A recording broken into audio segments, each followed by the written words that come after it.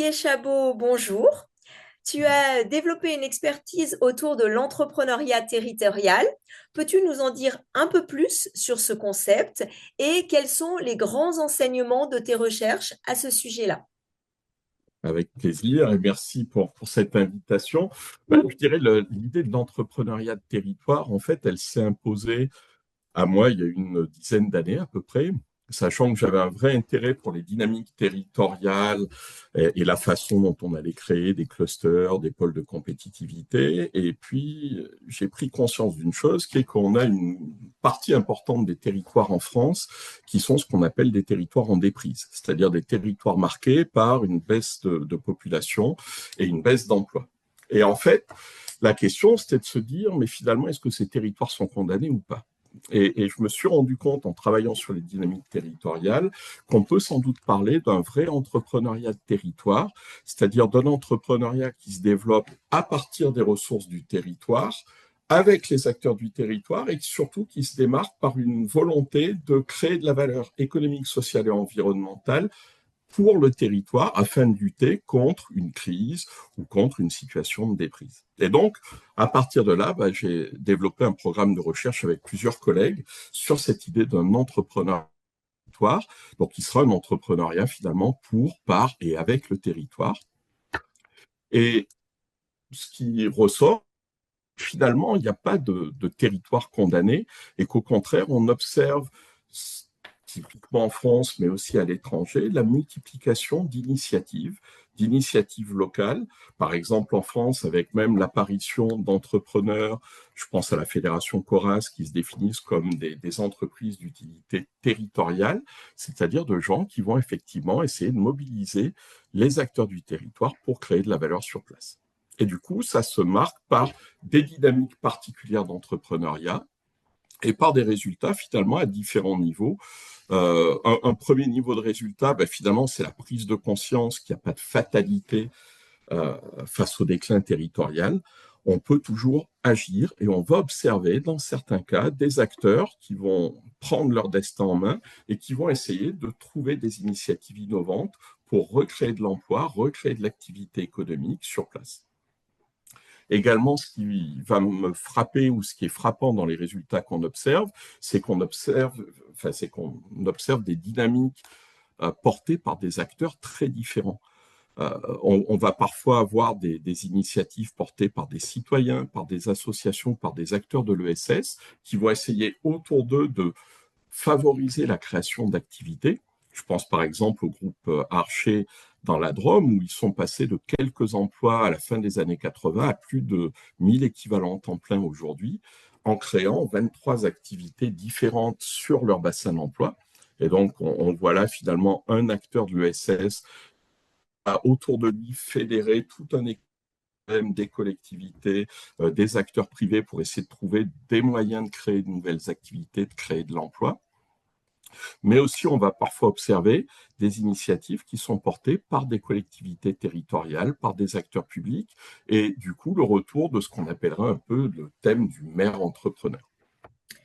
Donc tout D'accord. ça, ça va être des dynamiques qui vont être assez différentes finalement, et qu'on va essayer d'exploiter et d'analyser à partir finalement d'un programme de recherche qui va vraiment essayer de s'intéresser à la façon dont on crée de la valeur, avec peut-être une petite remarque dans la situation actuelle, ce qui est très intéressant, c'est que les gens sont dans une logique entrepreneuriale de création de valeur et ils sortent finalement des logiques comptables, de subventions ou de coûts.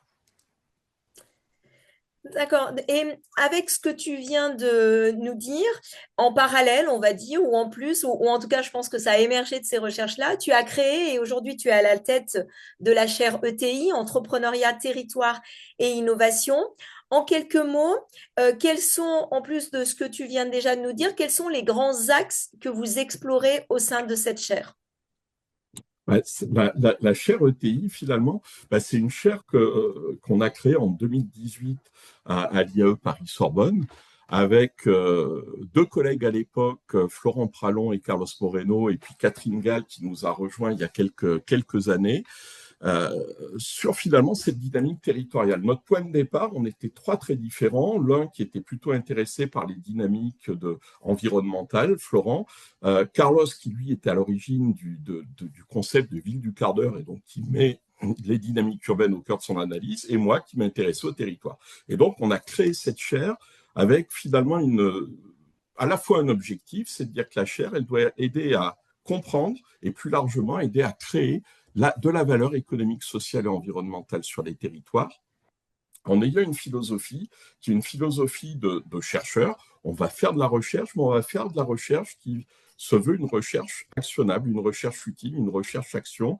Et donc, on va vraiment avoir une philosophie dans laquelle on fait de la recherche, mais on a aussi une vraie volonté d'aider les acteurs dans les territoires. Et du coup, ça a occasionné plusieurs axes de recherche.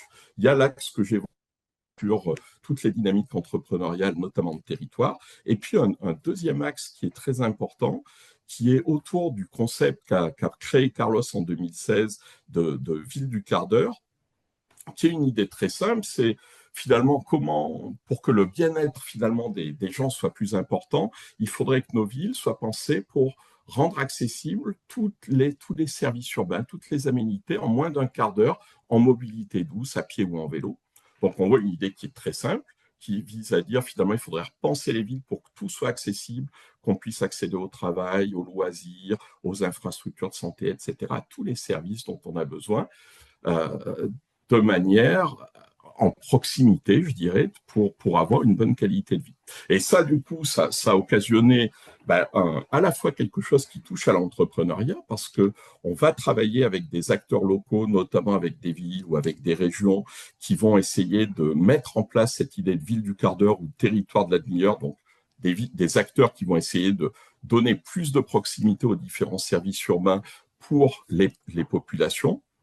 Et quand on fait ça, on est finalement dans une démarche d'entrepreneuriat public ou de maire entrepreneur, parce qu'on va essayer finalement de faire bouger notre territoire pour améliorer la qualité de vie des gens. Et en même temps, on va retrouver aussi une articulation avec des dynamiques entrepreneuriales plus classiques, parce que recréer de la proximité dans une ville ou dans un territoire, ça veut dire aussi créer de l'activité, créer de nouveaux services pour les habitants, et du coup, là, on retombe sur de l'activité entrepreneuriale plus classique, de l'entrepreneuriat de proximité. Voilà. Donc, vous voyez finalement une chaire qui se veut à la fois porter des programmes de recherche, mais aussi des actions, et dans une logique vraiment de vulgarisation de ce qu'on fait.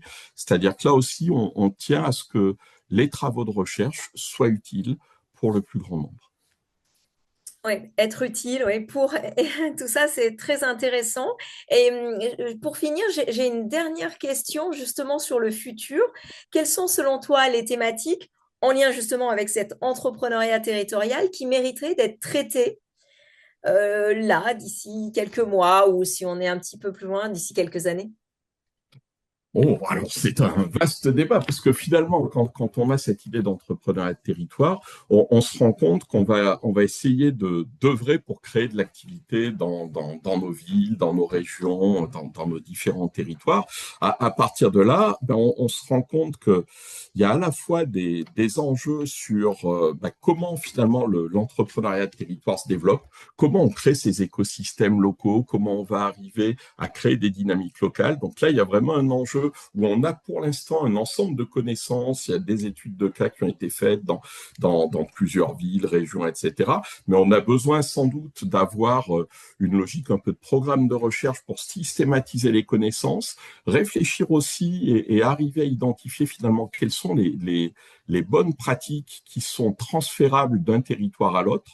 Et donc là, ça nous amène à une question qui est comment finalement les logiques d'entrepreneuriat de territoire passent à l'échelle, comment on va arriver à répliquer d'un territoire à un autre, comment on va arriver à transposer en l'adaptant compte tenu des enjeux locaux. Donc tout ça, ça va être évidemment des thématiques importantes. Je pense des thématiques importantes aussi sur les maires entrepreneurs.